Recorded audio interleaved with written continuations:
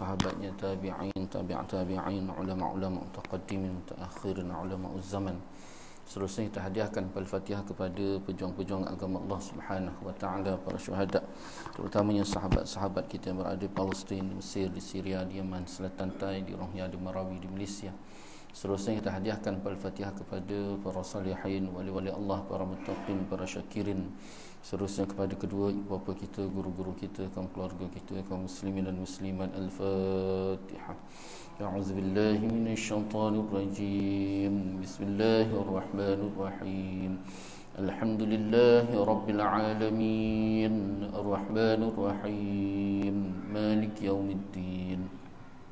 إياك نعبد وإياك نستعين اهدنا الصراط المستقيم صراط الذين أنعمت عليهم غير المغضوب عليهم ولا الضالين آمين.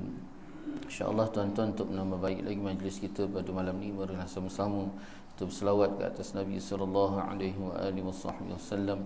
Semoga dengan kita berselawat ke atas Nabi sallallahu alaihi wa alihi wasallam, Allah Subhanahu wa taala menambah lagi keberkatan, keridaan, rahmat, dan lebih-lebih lagi kita mengharapkan Allah Subhanahu wa taala mengampuni segala dosa kita, insya-Allah. Bismillahirrahmanirrahim. Allahumma salli ala sayyidina Muhammadin an-nabiyil ummi wa ala alihi wa sahbihi wa barik wa sallim. Allahumma salli ala sayyidina Muhammadin an-nabiyil ummi wa ala alihi wa sahbihi wa barik wa sallim. Allahumma salli ala sayyidina Muhammadin an-nabiyil ummi wa ala alihi wa sahbihi wa barik wa sallim. Allahumma salli ala sayyidina Muhammadin an-nabiyil ummi wa ala alihi wa sahbihi wa barik wa sallim. Allahumma salli ala sayyidina Muhammadin an-nabiyil ummi wa ala alihi wa sahbihi wa barik wa sallim. Allahumma salli ala sayyidina Muhammadin an-nabiyil ummi wa ala alihi wa sahbihi wa barik wa sallim. Allahumma salli ala sayyidina Muhammadin an-nabiyil ummi wa ala alihi wa sahbihi wa barik wa sallim. Allahumma salli ala sayyidina Muhammadin an-nabiyil ummi wa ala alihi wa sahbihi wa barik wa sallim. Allahumma salli ala sayyidina Muhammadin an-nabiyil ummi wa ala alihi wa sahbihi wa barik wa sallim. Allahumma salli ala sayyidina Muhammadin an-nabiyil ummi wa ala alihi wa sahbihi wa barik wa sallim. Bismillahirrahmanirrahim. Alhamdulillahi rabbil alamin. Wa bihi nasta'in ala umuri dunya waddin. Wassalatu wassalamu ala sayyidil mursalin khatimin nabiyyin Muhammad sallallahu alaihi wa alihi wa sahbihi wasallam, wa ala alihi wa ashabihi wa tabi'an lahum bi ihsanin ila yaumiddin. Subhanaka la ilma lana illa ma 'allamtana innaka antal alimul hakim. Rabbi shrah li sadri wa yassir li amri wa hlul 'uqdatam min lisani yafqahu qawli. Rabbi zidna 'ilma warzuqna fahma. Allahumma yassir wa la tu'assir. Rabbi tamim bil khair ya Fattah ya Alim iftah lana futuhal 'arifin. Wa la hawla wa la quwwata illa billahil 'aliyyil 'azim. ولا حول ولا قوة إلا بالله العلي العظيم. ولا حول ولا قوة إلا بالله العلي العظيم. أما بعد، قال الله تعالى في القرآن العظيم: أعوذ بالله من الشيطان الرجيم. بسم الله الرحمن الرحيم. ألم نشرح لك صدرك ووضعنا عنك وزرك الذي أنقض ظهرك wa rafa'na laka dzikrak fa inna ma'al 'usri yusra inna ma'al 'usri yusra fa idza faragta fansab wa ila rabbika farghab. Sadaqallahul azim. Alhamdulillah, pertama-tamanya marilah sama-sama kita merafakkan rasa syukur kita ke hadirat Allah Subhanahu wa taala. Dengan keizinan Allah Subhanahu wa taala dapat sama-sama kita bertemu dan kita bersua lagi pada malam ini, dan sama-sama kita mengharapkan semoga pertemuan kita pada malam ini Allah Subhanahu wa taala penuhkan dengan keberkatan, keredaan, rahmat, dan lebih-lebih lagi kita mengharapkan Allah Subhanahu wa taala mengampuni segala dosa kita insya-Allah. Amin ya Allah. Dan insya-Allah pada malam ini kita nak berkongsi satu kisah rentetan dan sambungan daripada kisah Nabi Allah Musa alaihissalam. Pada pertemuan yang lepas telah sama-sama kita kongsikan satu kisah bagaimana satu peristiwa yang berlaku kepada Nabi Allah Musa, iaitu kisah pembunuhan seorang lelaki daripada kaum Qibti. Itu kita dah bincang. Jadi peristiwa tersebut rentetannya ialah Allah Ta'ala teruskan lagi sambungan kisah itu pada ayat yang di depannya pula, ke surat 388, ayat yang ke-22 sehingga ayat ke-28 suratul Qasas. Suratul Qasas ayat ke-22 sehingga ayat ke-28 ke surat 388. Qala Allah Ta'ala fil Qur'an al-azim, a'udzu billahi minasyaitonir rajim.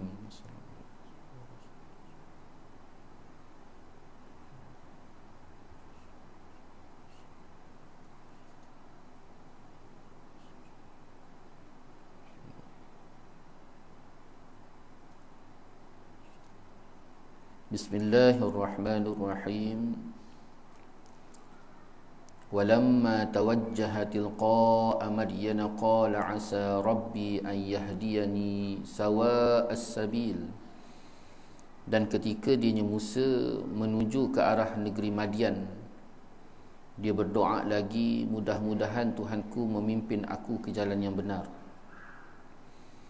Walamma warada ma'a Madyana wajada 'alaihi ummatan minan nasi yasqud wa wajada min dunihim imra'atayn tazudan qala ma khatbukuma qalata la nasqi hatta yusdira ar-ri'a wa abuna shaykhun kabir. Dan ketika dia Musa tadi sampai di sumber air di Madian, dia menjumpai di sana sekumpulan orang yang sedang memberi minum ternakannya. Dan dia menjumpai di belakang orang banyak itu dua orang perempuan sedang menghambat ternakannya. Dia Musa berkata, apakah maksudmu dengan berbuat begitu? Kedua perempuan itu menjawab, kami tidak dapat memberi minum ternakan kami sebelum pengembala-pengembala itu memulangkan ternakannya, sedangkan ayah kami adalah orang tua yang telah lanjut usianya. Fasaqalahuma thumma tawalla ila adh-dhill faqala rabbi inni lima anzalta ilai min khairin faqir. Maka dia Musa memberi minum ternakan kedua perempuan itu.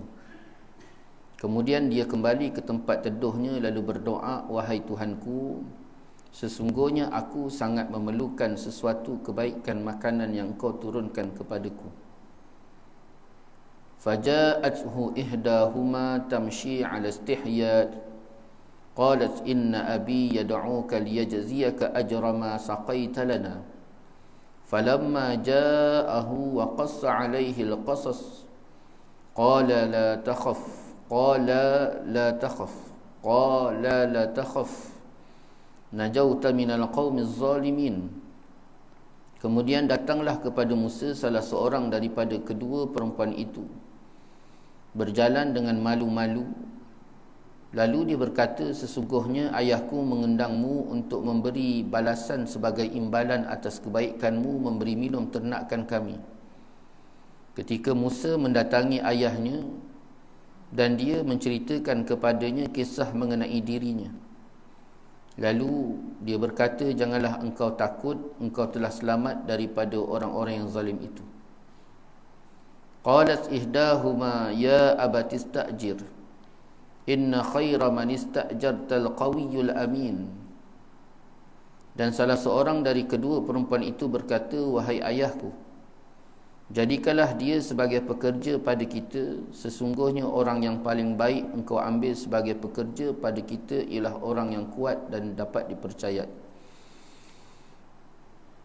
Qala inni uridu an unkihaka ihda ibnatay hataini ala an ta'jurani thamaniyat hijaj fa in atmamta 'ashran famin 'indik wa ma uridu an ashqa 'alaik satajiduni insyaallah minas salihin. Dianya Syekh Madian tadi ataupun orang tua tadi telah berkata, sesungguhnya aku bermaksud ingin menikahkan engkau dengan salah seorang dari kedua anak perempuanku ini, dengan ketentuan bahawa engkau bekerja padaku selama 8 tahun, dan jika engkau sempurnakan 10 tahun, maka itu adalah suatu kebaikan daripadamu. Dan aku tidak bermaksud memberatkan engkau. InsyaAllah engkau akan mendapat termasuk orang yang baik. InsyaAllah engkau akan mendapatiku termasuk orang yang baik. Qala dhalika baini wa bainak ayyamal ajalaini qadaitu fala udwana alai wallahu ala ma naqulu wakil. Dan dianya Musa berkata, itu perjanjian antara aku dan engkau, yang mana sahaja daripada kedua waktu yang ditentukan itu yang aku akan sempurnakan, maka tidak ada tuntutan tambahan atas diriku lagi, dan Allah menjadi saksi atas apa yang aku ucapkan. Sadaqallahul azim. Tuan-tuan hadirin hadirat, muslimin muslimat yang dirahmati oleh Allah Subhanahu wa taala. Suratul Qasas ayat 22 sehingga ayat 28. Allah Subhanahu wa taala menceritakan kisah Nabi Allah Musa setelah daripada peristiwa yang berlaku ke atas Nabi Allah Musa. Dia pukul salah seorang daripada kaum Qibti sehingga jatuh mati. Walaupun sebelum tu 40 tahun Nabi Allah Musa membesar di dalam istana dengan penuh kasih sayang, walaupun beberapa kali hendak dibunuh oleh Fir'aun laknatullah, tapi Allah pelihara Nabi Allah Musa sehinggalah sampai satu saat, satu detik ketetapan Allah ke atas Nabi Allah Musa AS untuk keluar meninggalkan istana Fir'aun. Jadi penyebabnya tuan-tuan, iaitu peristiwa pergaduhan di antara budak lelaki daripada Bani Israel dengan budak lelaki daripada kaum Qibti, iaitu kaum Fir'aun. Jadi pergaduhan itulah Nabi Allah Musa terpalit ingin meleraikan dua lelaki tadi, sehingga sampaikan lelaki daripada Bani Qibti tadi dipukul Nabi Allah Musa, dan pukulan itu hanya sebagai peringatan, bukan sengaja, tapi sebagai satu peringatan. Rupanya akhirnya lelaki daripada bangsa Qibti tadi jatuh mati.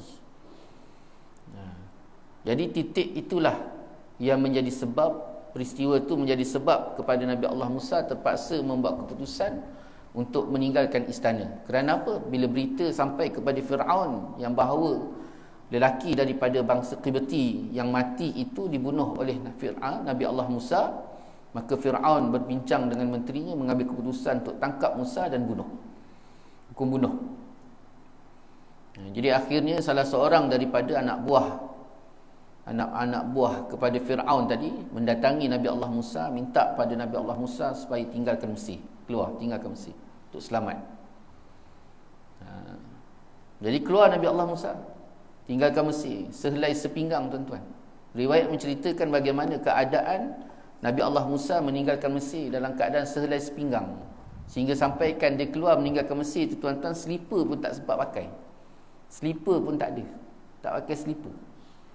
Jadi bila keluar tadi tuan-tuan, dengan izin Allah SWT, Allah SWT menghantar seorang malaikat, satu malaikat dan satu kuda, yang konon-kononnya lalu di situ untuk pergi berdagang ke Madian. Itu menjadi sebab sehingga sampai Nabi Allah Musa menumpang lelaki tadi yang berupa lelaki. Waktu ni Nabi Allah Musa belum lagi jadi Nabi. Selepas peristiwa Madian ni tuan-tuan, waktu nak balik semula ke Mesir, waktu tu dia angkat menjadi Nabi. Jadi waktu keluar tinggalkan Mesir tadi tuan-tuan, belum jadi Nabi. Jadi Allah Ta'ala nak jalankan Nabi Allah Musa ni tuan-tuan, datangkan seorang lelaki, seorang malaikat yang berupa lelaki, bawa seekor kuda, sedang berjalan menuju ke Madian untuk berdagang. Jadi Nabi Allah Musa tumpang dia, riwayat sebut. Naik atas kuda tadi tuan-tuan, jalan beberapa hari dan beberapa malam dalam keadaan tak makan, tak minum tuan-tuan. Tak ada makanan, tak ada minum, lapar. Sampai di Madian tuan-tuan, laki tadi berhenti, Nabi Allah Musa pun turun, laki tadi pun berlalu pergi. Bila dia berlalu pergi saja, Nabi Allah Musa nampak satu batang pokok besar. Dia pun duduk di bawah pohon besar tadi tuan-tuan, dalam keadaan terlalu letih, lesu, kerana beberapa hari yang tak makan tuan-tuan. Dan keadaan selipar yang tak pakai, pakaian selai sepinggang tuan-tuan, perjalanan yang sangat jauh.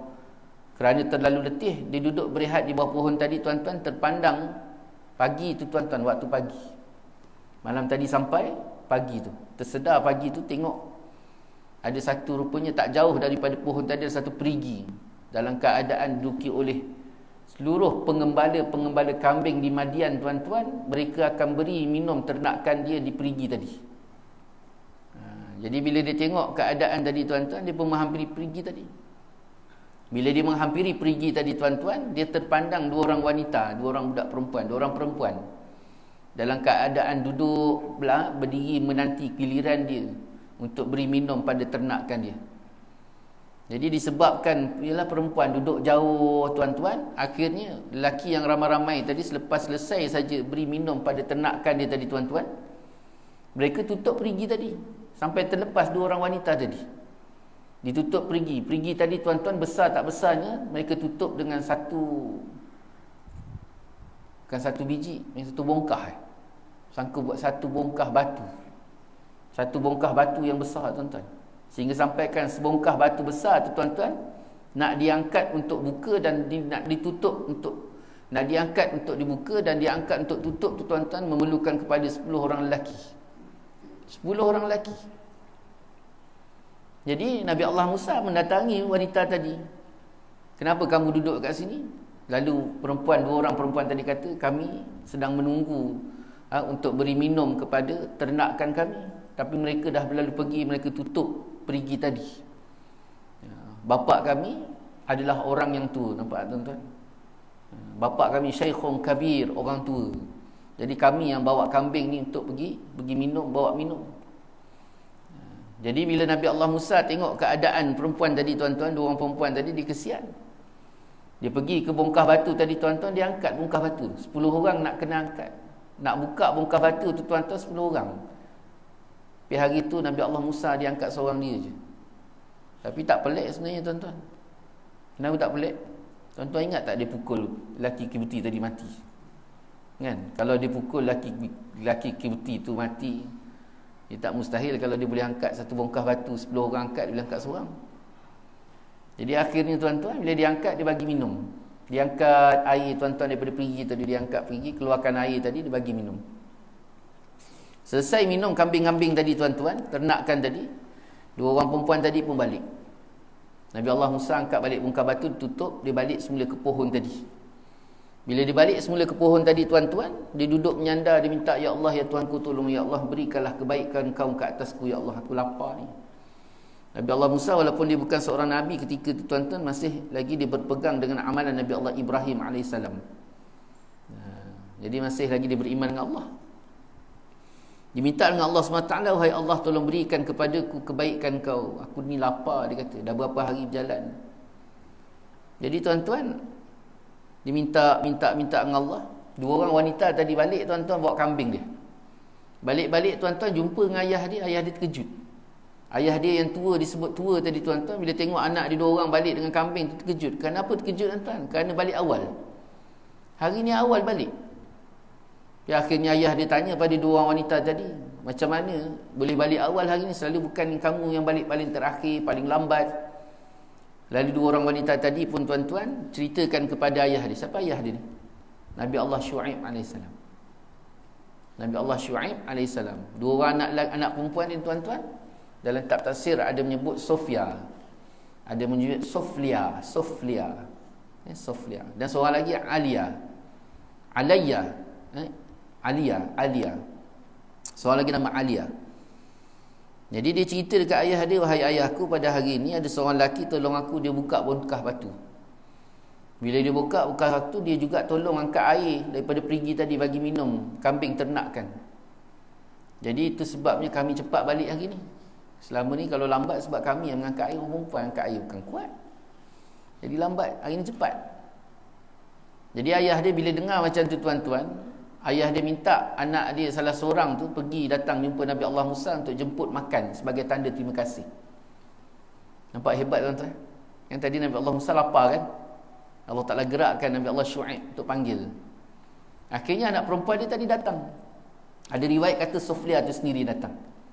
Nampak tuan-tuan hebat tak hebat perincian Allah Ta'ala cerita bagaimana keadaan Soflia ni datang tuan-tuan. Dia datang daripada jauh dalam keadaan malu-malu. Dalam tafsir menggambarkan dia datang tu tuan-tuan, kaki langkah dia tu cukup perlahan, menggambarkan perempuan yang sangat malu, sehingga sampai waktu dia sampai kepada Nabi Allah Musa tu, dia nak bercakap dengan Nabi Allah Musa tu, lengan baju, ulama cerita lengan baju tu diangkat, ditarik, kemudian ditutup. Ditutup lengan baju dengan tutup muka dia dengan lengan baju tadi. Bila dia tutup lengan baju, dia datang dekat Nabi Allah Musa tadi tuan-tuan, terus, wahai tuan, dia kata, ayahku mengundang engkau ke rumah untuk menjamu makanan. Nabi Allah Musa dengar seronok. Jadi akhirnya terus mereka pergi. Waktu nak mulakan perjalanan, Nabi Allah Musa bagi tahu wanita tadi, dia kata, ginilah, aku nak engkau jalan dekat belakangku. Nampak tuan-tuan adab. Wahai perempuan, aku nak engkau jalan di belakang aku, supaya bila tika mana engkau nak suruh aku ke kanan, maka kau lempar batu ke kanan, maka aku akan ke kanan. Kau nak suruh aku ke kiri, maka kau lempar batu ke kiri, maka kau akan ke kiri. Nampak tuan-tuan, hebatnya orang soleh, orang baik. Jadi mereka pun berjalan. Sampai ketika perempuan tadi nak suruh ke kanan, dia lempar batu ke kanan. Nabi Allah Musa pun ke kanan.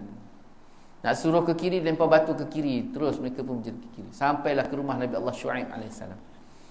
Bila sampai ke rumah Nabi Allah Syuaib, Nabi Allah Musa pun memperkenalkan diri dia, dan secara tak langsung diceritakan tentang apa yang berlaku pada diri dia.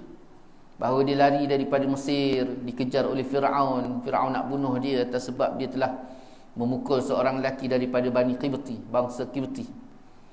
Akhirnya mati.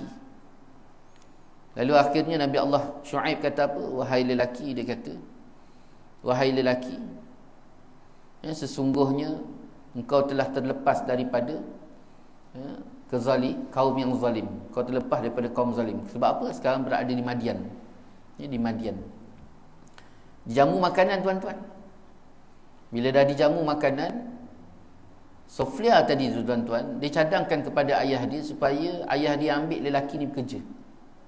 Wahai ayahku, aku cadangkan kepada engkau supaya ambil lelaki ni untuk bekerja dengan kita, jaga kambing kita. Sebab dia tahu bahawa lelaki ni lari. Jadi tak ada rumah, tak ada kerja, tak ada makanan. Apa kata Nabi Allah Syuaib AS? Nabi Allah Syuaib kata, wahai anakku, dia kata, apa yang menyebabkan kau katakan lelaki ni lelaki yang kuat dan lelaki yang baik? Ambillah dia bekerja kerana dia seorang lelaki yang kuat dan dia seorang lelaki yang baik. Itu alasan dia. Lalu ketika tu Nabi Allah Syuaib tanya, wahai anakku, kenapa engkau kata dia baik dan kenapa engkau kata dia kuat? Lalu anak dia tadi, Sofia tadi cerita, wahai ayahku, aku katakan dia kuat kerana bongkah batu yang besar sepatutnya diangkat oleh 10 orang, tapi diangkat seorang dia. Nabi Allah Syuaib tahu dia, oh memang benarlah dia kuat. Lepas tu macam mana kau boleh kata dia baik? Kerana dalam perjalanan pulang kami tadi, dia minta aku berjalan di belakang, dan bila ke kanan disuruh aku lempar batu ke kanan, dan bila ke kiri disuruh aku lempar batu ke kiri. Main gambaran lelaki ni lelaki yang baik. Tu akhirnya tuan-tuan, apa kata Nabi Allah Syuaib? Terus Nabi Allah Syuaib kata apa? Bukan aku nak minta dia bekerja, tapi anhikuka, aku nak kahwinkan kau dengan salah seorang daripada anak perempuan. Itu dia minta, tawar. Mas kahwin dia apa tuan-tuan? Mas kahwin dia, kau kena bekerja dengan aku selama 8 tahun. Tapi kalau kau tambah lagi 2 tahun, maknanya itu lebih baik. Nampak tuan-tuan? Hebat. Itu sebabnya Hikmah besar kalau kita lihat Nabi Allah Musa, Nabi Allah Shu'aib tu dia bagi tawaran. Pertama dia kata kahwin. Kemudian dia kata, kalau kau kahwin ni anak aku, maka kau kena bekerja dengan aku selama 8 tahun. Tapi kalau 2 tahun, lebih lagi daripada 8 tahun tadi, maka tu lebih baik. Akhirnya Nabi Allah Shu'aib tawarkan tadi, Nabi Allah Musa terima. Terima Nabi Allah Musa tadi tuan-tuan. Nabi Allah Musa kata apa?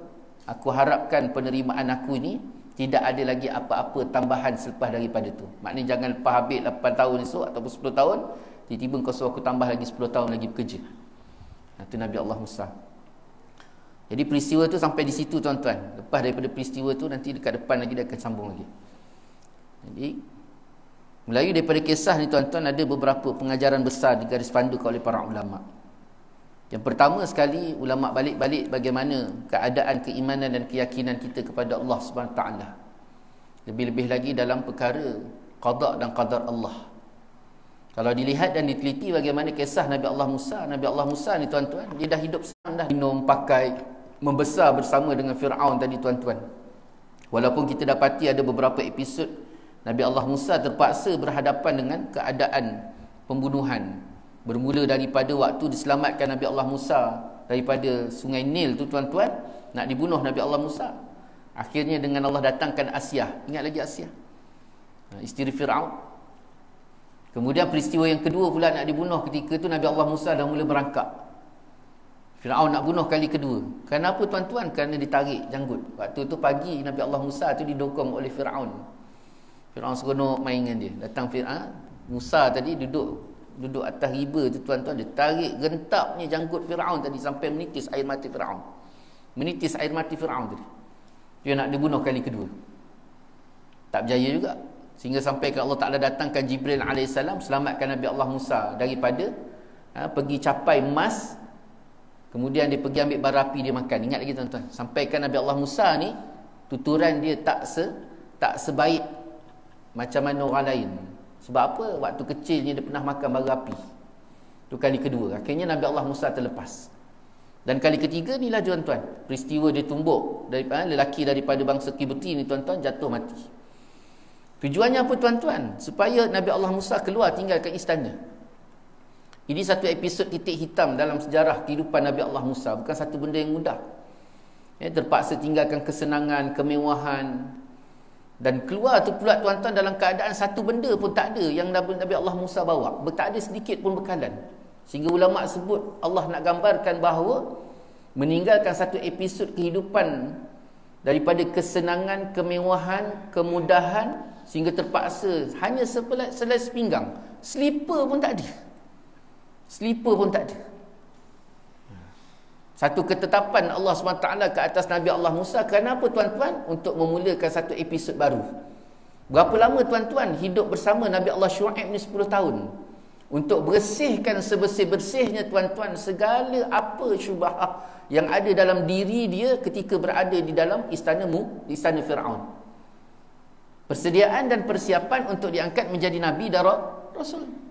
Ni nak angkat jadi Nabi ni tuan-tuan bukannya masa yang mudah. Maka ketika itu kesenangan dan kemewahan kena tinggalkan terus. Sehingga terpaksa hidup dalam keadaan susah mengembala kambing selama 10 tahun tuan-tuan. Riyak menyebut 10 tahun jaga kambing tu. Dibersihkan betul-betul. Jiwa, raga tuan-tuan, hati, makanan, syubhah apa semua yang menghambat, yang mengotori jiwa Nabi Allah Musa tadi semua dibersihkan dalam masa 10 tahun tadi tuan-tuan. Ini satu ketetapan besar yang Allah buat pada qada Nabi Allah Musa AS. Dan satu pengajaran bagi kita besar. Bahawa hidup kita ni tuan-tuan pertamanya tak terlepas daripada qada Allah. Allah Ta'ala dah menetapkan qada ke atas kita ni tuan-tuan. Bukan hari ni Allah Ta'ala tetapkan. Hari ni hari apa? Hari ni hari Khamis malam Jumaat. Hari ni hari Khamis. Maka hari Khamis ni tuan-tuan Allah Ta'ala dah tetapkan begini. Bukan hari ni ketetapan yang dibuat untuk hari ini. Tidak. Allah Ta'ala dah tetapkan tuan-tuan perjalanan hidup kita ni tuan-tuan sebelum Allah Ta'ala jadikan kita. Sebelum Allah jadikan alam. Sebelum jadikan alam ni Allah Ta'ala dah tetapkan segala ketetapan.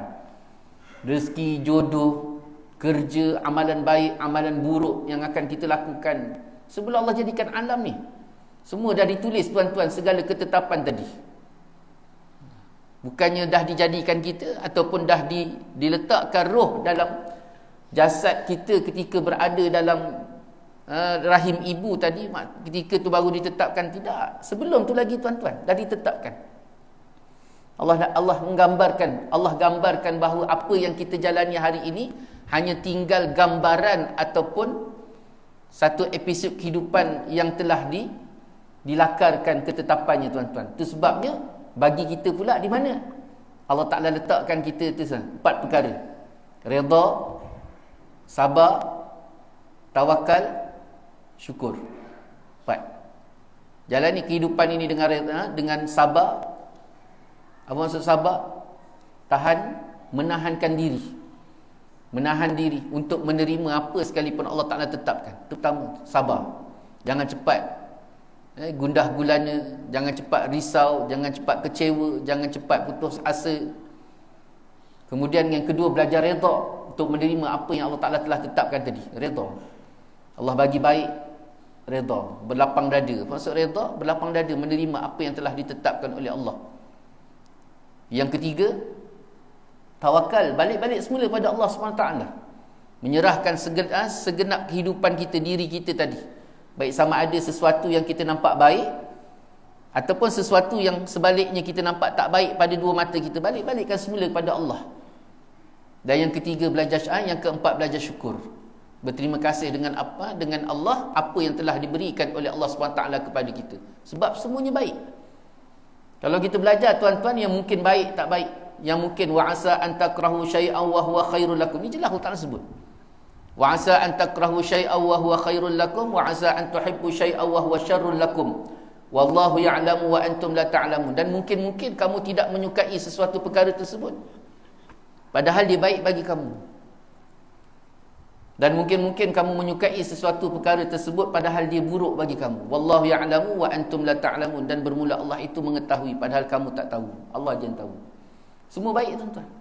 Kita nampak benda tu tak baik, kita tak suka benda tu. Contohnya apa? Miskin. Ada orang suka miskin.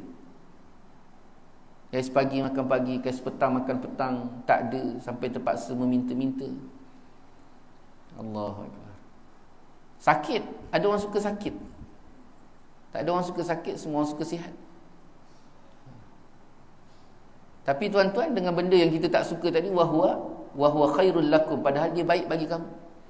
Dengan sakit, dengan susah, dengan perit, dengan pahit yang kita lalui ni, hati kita semakin dekat dengan Allah. Sebab hidup atas dunia ni, tuan-tuan, dia ada lumrah, ada sunnah alam yang perlu kita lalui.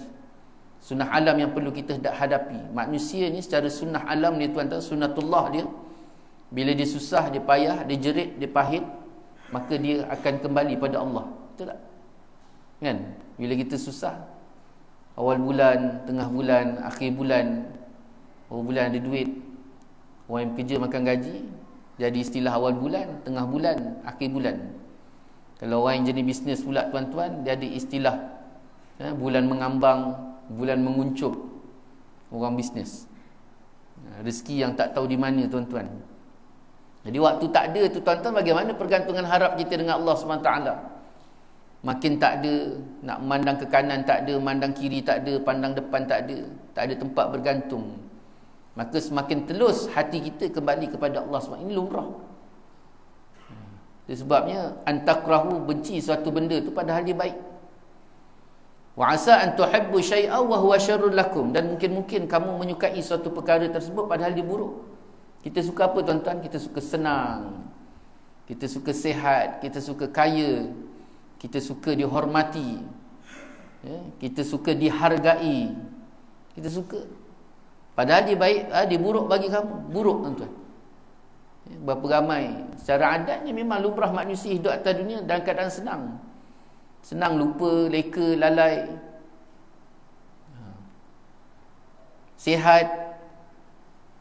Berapa ramai kalangan kita yang sihat, leka, lalai. Waktu dia sakit, baru dia cari Allah. Waktu sihat tak ada. Itu dia, tuan-tuan. Wahwa syarrul lakum, padahal buruk. Wallahu ya'lamu wa antum la ta'lamun. Dan bermula Allah itu mengetahui, padahal kita tak tahu. Kita tak tahu apa kebaikan yang Allah Ta'ala nak berikan pada kita. Gitu keadaan Nabi Allah Musa tadi, terpaksa tinggalkan tinggalkan istana. Selama 40 tahun duduk membesar tuan-tuan, tapi akhirnya nak tak nak kena tinggalkan juga. Itu jalan dia. Macam tu juga kehidupan kita. Kadang-kadang terpaksa kita meninggalkan sesuatu benda yang dah agak selesa bagi kita. Tapi disebabkan kepahitan tadi, satu-satu peristiwa hitam yang berlaku dalam hidup kita tadi, terpaksa kita tinggalkan benda tu. Ataupun kehilangan dengan sesuatu tu. Tapi rupa-rupanya tuan-tuan, ada benda, ada perkara yang ingin diberi oleh Allah SWT.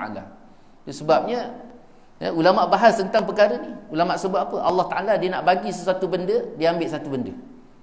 Dia nak bagi satu benda, dia ambil satu benda. Sehingga sampaikan dalam perkara ni tuan-tuan, ulama' bahas. Ulama' sebut apa tuan-tuan? Allah dia nak bagi satu perkara, dia ambil satu perkara. Allah dia tak buat, dia ambil satu perkara, dia nak bagi satu perkara tak. Yang dia buat, dia nak bagi satu perkara, dia ambil satu perkara. Ada beza tak? A, yang pertama tuan-tuan, Allah nak bagi satu benda, dia ambil satu benda. Dia nak bagi satu perkara, dia ambil satu perkara. Yang kedua, Allah ambil satu perkara, dia bagi satu perkara. Satu benda. Sama tak? Sama dengan kedua. Ni malam ni tuan-tuan, biar kok kepala sikit. Sama tak mak? Yang pertama, dengar betul-betul ayat dia. Yang pertama, Allah nak bagi satu benda, lalu Allah ambil satu benda daripada kita. Dia nak bagi kita satu-satu benda, lalu dia ambil satu benda daripada kita. Yang kedua, Allah ambil satu daripada kita, lalu dia bagi kita satu benda. Sama tak? Dua ungkapan tu sama tak? Ni ulama' bahas ni. Jadi pembahasan para ulama'. Walaupun nampak lahiriah mungkin sama. Bagi orang yang bagi orang kita, orang biasa-biasa ni, kita tengok samalah. Kan ayat pertama dengan ayat kedua. Tapi kalau kita duduk dalam guru bahasa Melayu, saya yakin guru bahasa Melayu nampak perbezaan dia. Kalau para ulama' sendiri bahas bahawa yang pertama dengan kedua tu ada beza. Apa perbezaan dia mak? Perbezaan dia yang pertama tu, sesuatu benda yang memang Allah dah sediakan untuk kita untuk dibagi. Benda tu pasti dah ada dah. Pasti ada dah. Dia nak bagi kat kita. Tapi syarat dia mesti dia ambil satu benda daripada kita, lalu dia bagi benda tu. Ayat yang kedua berbeza. Bezanya di mana? Ayat yang kedua dia ambil dulu, lepas tu baru diadakan. Baru diadakan dengan makna apa? Sesuatu benda yang belum pasti. Ada ke tidak benda tadi. Dari bagi Allah SWT nak mentakkidkan bahawa Allah Ta'ala ni memang dia dah sediakan sesuatu benda, dan benda tu ada dah. Cuma tinggal masa dia nak bagi je. Jadi waktu dia nak bagi tu, dia ambil satu benda. Ini menggambarkan kepada kita, bila kita kehilangan sesuatu perkara maknanya memang dah benda, dah ada benda dah. Benda dah ada benda dah. Benda tu dah ada dah. Dia nak bagi pada kita tadi. Itu sebabnya kena yakin bila kita hilang satu benda. Nabi Allah Musa dia hilang istana, hilang kemewahan, hilang kedudukan, hilang penghormatan, hilang suasana dia duduk selesa, keselesaan dia tu hilang semua sekali. Allah Ta'ala hilangkan sampaikan tahap sehelai baju je yang tinggal pada tubuh Nabi Allah Musa. Slipper pun tinggal. Hilang semua, tak ada apa-apa dah. Jadi kalau kita lihat daripada awal perjalanan Nabi Allah Musa, dia terpaksa meninggalkan istana tadi. Dia berdoa tak putus-putus tu mak. Dia tinggalkan istana, dia berdoa, dia berjalan, dia berdoa sampai kematian, dia berdoa nampak tu. Bila manusia menggambarkan manusia ni, bila dia dah tak ada apa-apa lagi tuan-tuan, harapan, pergantungan harap sesama makhluk, maka ketika tu yang ada hanya pada Allah Subhanahu Wa Taala. Yang Allah nak bagi. Punya hikmah besar sebalik tu, punya Allah Taala nak bagi keluarga. Dan juga perancangan Allah untuk angkat Nabi Allah Musa setelah 10 tahun untuk menjadi seorang nabi dan seorang rasul. Ini dia. Ini pengajaran bagi hidup kita ni tuan-tuan. Bukan saja-saja. Dan setiap apa yang berlaku ke atas kita, kena yakin betul-betul pada Allah. Allah bagi sesuatu tu, ataupun Allah jadikan sesuatu itu tidak sia-sia. Tidak sia-sia. Pasti. Sekalipun kedipan mata. Nampak kedipan mata tu kedip mata tadi. Kedip mata tu pun bukan sia-sia. Kalau kedipan mata tu pun tak sia-sia, disebut oleh ulama akidah, apatah lagi sesuatu benda yang besar. Yang kita nampak, pertemuan, perpisahan, semuanya itu berlaku tanpa sia-sia. Itu pengajaran yang pertama. Kemudian yang kedua pula, Bila Nabi Allah Musa sampai je ke Madian, disandar doa lagi. Nampak wanita, Allah temukan dengan 2 orang wanita tadi. Kemudian sampailah bagaimana wanita tadi bagi tahu mereka terpaksa bagi makan ternakan dia, pergi minum tadi, bawa kambing tadi pergi minum. Dan dia tutup kata-kata dia apa dia tuan-tuan? Wa abuna syaikhun kabir. Dan bermula bapaku adalah seorang lelaki yang tua, dia kata. Lelaki tua. Syaikhun kabir ni tua sangat. Syekh tu pun, syekh ni tuan-tuan kalau Arab dipanggil 2 maksud. Syekh ni maksud yang pertama dengan makna tuan guru, ulama, dan yang kedua dengan panggilan orang tua. Orang tua ni pun syekh juga. Orang tua, syekh. Jadi tuan-tuan boleh panggil, tengok kawan-kawan yang umur dia 40, 50 ni dah boleh panggil syekh dah. Orang tua. Syekh juga. Jadi dekat ayat ni tuan-tuan nak gambarkan kepada kita bagaimana anak dia walaupun dia 2 orang tadi bawa ternakan tadi, tetap dia nak gambar kepada Nabi Allah Musa, kami ni ada ayah. Nampak tak tuan-tuan? Dia letak backdrop dia dekat tu, kami ada ayah.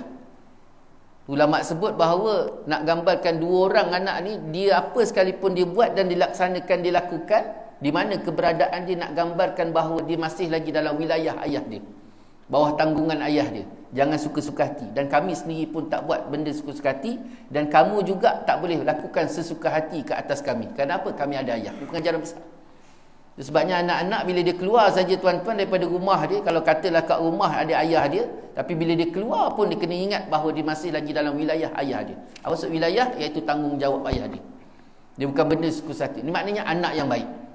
Dekat mana dia berada sekalipun masih lagi diingat ayah dia, dan dia letakkan ayah dia tu keutamaan ni anak yang baik. Azan sila.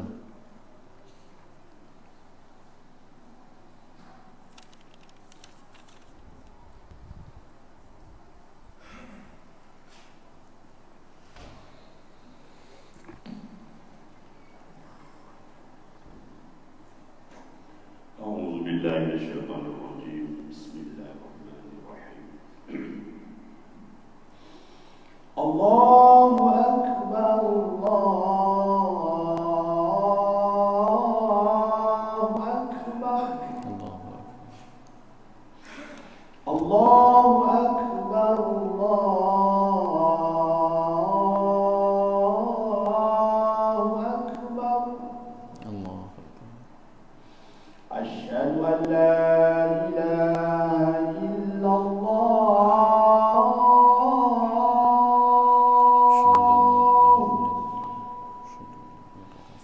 Asyhadu an la ilaha illallah.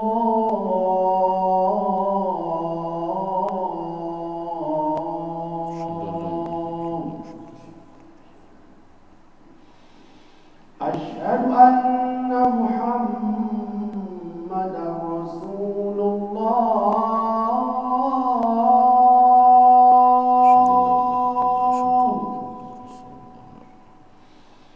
Asyhadu anna Muhammadar Rasulullah.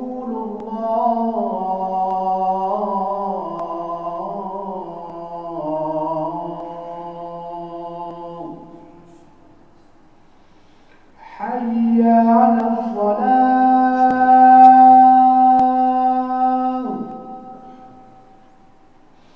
Hayya 'alas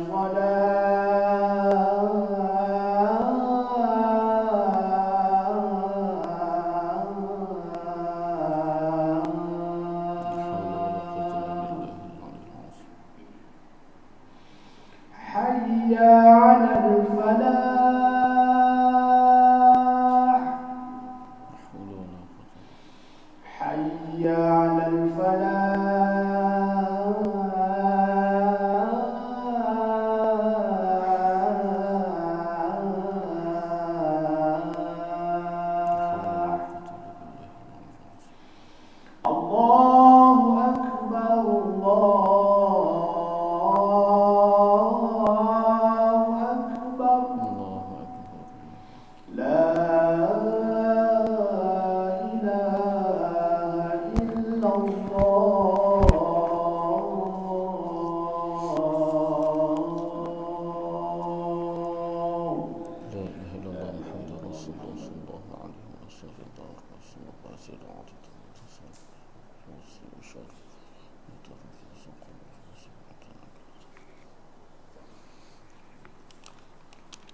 Hadirin hadirat muslimin muslimat yang dirahmati oleh Allah Subhanahu Wa Taala.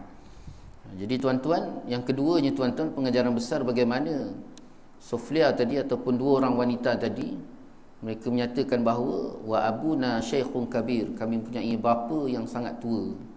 Jadi kata-kata tu Allah Taala datangkan di sini, tujuannya apa tuan-tuan? Menggambarkan dua wanita tadi adalah dua wanita yang soleh. Dia masih lagi gambarkan bahawa dia berada di bawah tanggungan ayah dia. Sama ada dia menggambarkan itu, gambaran tersebut dalam bentuk bahawa dia masih lagi duduk bawah tanggungan ayah dia, dan yang kedua menunjukkan keselamatan. Kau jangan apa-apakan aku sebab ayah aku ada ayah. Itu maksud dia, aku ada ayah. Inilah gambaran kepada kita tuan-tuan, bagaimana anak-anak kita bila dia keluar saja dia masih lagi ingat ayah dia. Dia tahu bahawa dia bawah tanggungan ayah dia. Dia tak sesuka-suka hati dia nak buat satu-satu perkara, kerana ayah dia masih lagi bertanggungjawab atas dia. Tak boleh bebas. Ini gambaran anak yang soleh, anak yang baik. Lebih-lebih lagi perempuan, apatah lagi begitu juga lelaki. Dan di sini para ulama menggambarkan bagaimana keberhasilan dan kejayaan pendidikan daripada rumah itu bermula. Daripada seorang ayah yang soleh, Nabi Allah Syuaib AS tadi didik anak dia, walaupun anak dia terpaksa keluar meninggalkan rumah bekerja tuan-tuan, tapi tetap dia merasakan bahawa dia duduk di bawah tanggungjawab ayah dia. Itu sebabnya pendidikan awal daripada rumah tu sangat-sangat penting, diberikan penekanan, sehingga kan anak tu bila dia keluar rumah sekalipun tetap dia ada rasa tanggungjawab terhadap dua ibu bapa dia, ataupun tanggungjawab dua ibu bapa dia ke atas diri dia. Itu penting tuan-tuan. Itu sebab Nabi SAW sebut anak Adam ni bila lahir saja seperti kain putih, yang mencorak dia sama ada menjadi Yahudi, Nasrani ataupun Majusi adalah dua ibu bapa. Balik-balik pada mak ayah. Macam mana kita santuni anak kita? Dan Nabi SAW ajar secara tegas. Nabi kata, pertama sekali cara Nabi ajar pada kita, Nabi berikan pengajaran ataupun pembelajaran tindakan sepatut kita lakukan. Anak ni bila sampai 7 tahun dibiasakan dengan solat, disuruh solat. Suruh bagaimana? Suruh tu bukan hanya sekadar suruh mencurah air di atas daun keladi, tidak, tapi suruh dekat situ sampailah dia buat. Sehingga sampaikan dalam kitab I'anatul Talibin, para ulama menggariskan dengan makna suruh dekat situ sampai kalau katalah perlu diberikan takut ataupun kata nak sebut apa, kataan apa, ancaman, mengancam anak tadi. Kalau abang tak solat, abi rotan contoh, abah rotan, ayah pukul. Itu kata-kata ancaman diberikan anak tadi. Maka akhirnya dia solat. Perlu sampai ke tahap itu. Kalau katalah dia tak nak, dia degil, dia bermain-main dengan arahan kita untuk suruh dia solat, maka perlu sampai kepada mengancam. Sampailah dia solat. Tu usia 7 tahun tuan-tuan. Bukan usia 10 tahun, bukan usia 15 tahun baru nak mengancam, tidak. Nabi ajar sampai tahap macam tu. Jadi bila sampai anak 10 tahun tak solat, rotan. Dia tak solat, kita rotan. Itu Nabi ajar. Kemudian sampailah 15 tahun, barulah dibuat sebagaimana kawan balik. Itu dalam satu hadis Nabi SAW yang lain pula, Nabi kata apa? Anak bila sampai usia 7 tahun tuan-tuan, dalam hadis yang lain pula Nabi kata apa? Nabi suruh kita buat dia seperti hamba. Anak daripada kecil sampai umur 7 tahun ke 10 tahun, Nabi suruh kita buat seperti hamba. Apa maksud seperti hamba tuan-tuan? Apa maksud seperti hamba? Suruh buat tu, buat ni, angkat tu, angkat ni tuan-tuan. Biasakan dia dengan nolong ibu bapa dan sebagainya. Tapi bila sampai usia dia 12 tahun ketika tu, 11 tahun ke 12 tahun, Nabi kata apa? Buat dia seperti kawan. Bila naik ke 15 tahun, Nabi kata apa? Nabi suruh dia buat seperti sahabat. Itu gambaran Nabi SAW. Bukan kita bila anak kecil kita buat dia seperti tuan. Kan hari ni apa yang berlaku pada sistem pendidikan kita hari ni, kebanyakan mak ayah, anak masa kecil dia buat keputusan. Silap tuan-tuan. Contohnya pergi kedai beli mainan. Abang nak apa? Anak sendiri yang ambil mainan, dia buat keputusan dia nak mainan tu. Sampai satu ketika dia belajar, secara tak langsung dia belajar, dia menjadi tuan, dia yang buat keputusan. Tak, jangan tuan-tuan. Nabi suruh kita buat seperti hamba. Maknanya apa tuan-tuan? Kita bagi, kau nak kau terima, kau tak nak sudah. Apa pun keputusan adalah daripada aku. Ini Nabi ajar kita. supaya dia belajar menerima segala keputusan dan ketetapan kita. Yang sampai anak boleh buat keputusan kenapa? Kerana kita dah didik dia daripada kecil. Dia ambil sendiri, dia nak buat macam mana, dia nak itu, dia nak ini, dia sendiri buat keputusan. Dia tak nak makan, dia tak nak minum, apa sekalipun, dia nak sekolah, dia tak nak sekolah. Semua tu punca daripada kita. Yang Nabi kata balik-balik sebagaimana Nabi SAW sebut, anak Adam lahir seperti kain putih. Tak salah anak tuan-tuan, kerana yang mencorak secara tak langsung adalah kita, yang membuatkan dia tu menjadi Yahudi, Nasrani ataupun Majusi. Itu semua tu balik-balik kepada bagaimana cara Nabi SAW ajar dan lentur ataupun bergaris panduan yang telah diberikan oleh Nabi SAW ke atas kita. Untuk balik-balik semula. Itu patah orang tutur kata apa tuan-tuan? Lentur buluh daripada rebung. Lentur buluh daripada rebung. Kalau dah daripada rebung pun kau dah bagi dia lemak, yang bila jadi besar tu berat. Lemak jadi lemak tepu. Lemak tepu satu hal, lemak babi. Itu yang jadi pening kepala.